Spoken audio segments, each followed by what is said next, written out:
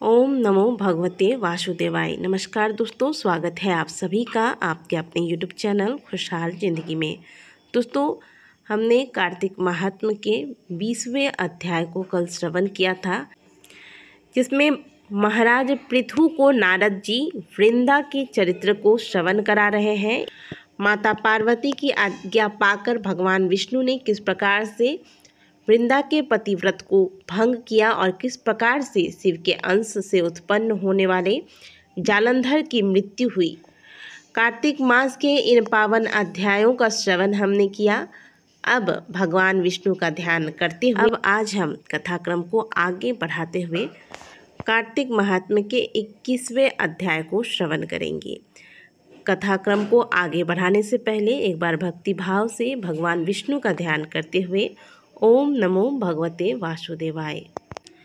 अब ब्रह्मा आदि देवता नतमस्तक होकर भगवान शिव की स्तुति करने लगे। वे बोले, हे देवाधिदेव, आप प्रकृति से परे पार ब्रह्म और परमेश्वर हैं। आप निर्गुण निर्विकार व सबके ईश्वर होकर भी नित्य अनेक प्रकार के कर्मों को करते हैं। हे प्रभु, हम ब्रह्मा आदि समस्त देवता आपके दास हैं। हे शंकर जी, हे देवेश, आप प्रसन्न होकर हमारी रक्षा कीजिए। हे शिव जी, हम आपकी प्रजा हैं तथा हम सदैव आपकी शरण में रहते हैं। नारद जी राजा पृथु से बोले, जब इस प्रकार ब्रह्मा आदि समस्त देवताओं ने मुनियों ने भगवान शंकर जी की अनेक प्रकार से स्तुति करके उनके चरण कमलों का ध्यान किया, तब भगवान शिव देवताओं को वरदान देकर वहाँ से अंतर ध्यान हो जाते हैं। उसके बाद शिव जी का ध्यान करते हुए सभी देवता प्रसन्न होकर अपने अपने लोक को चले गए। भगवान शंकर के साथ सागर पुत्र जालंधर का युद्ध चरित्र पुण्य प्रदान करने वाला है और समस्त पापों को नष्ट करने वाला है।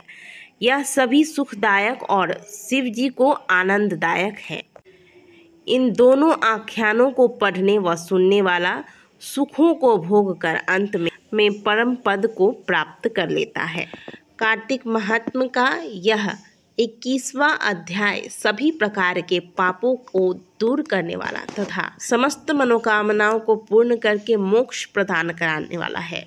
इसलिए इस कथा को ध्यान पूर्वक सुनना चाहिए और कथा को श्रवण करने के बाद अंत में भगवान विष्णु का ध्यान करके भगवान के नाम का कीर्तन करते हुए भगवान की आरती इत्यादि करनी चाहिए।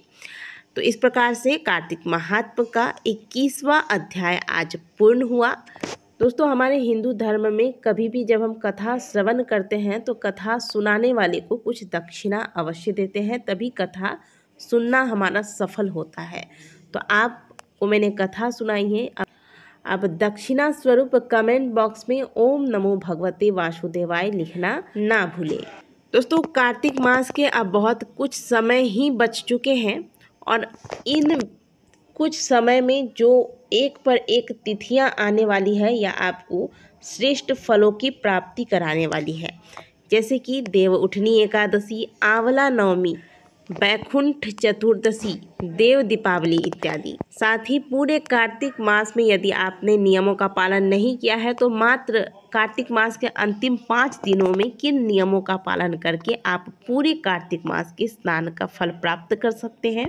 इन सभी महत्वपूर्ण विषयों और महत्वपूर्ण तिथियों से संबंधित एक से एक अच्छी जानकारियाँ आगे भी हम आपको देते रहेंगे, ताकि आप ज़्यादा से ज़्यादा कार्तिक मास का लाभ उठा सकें।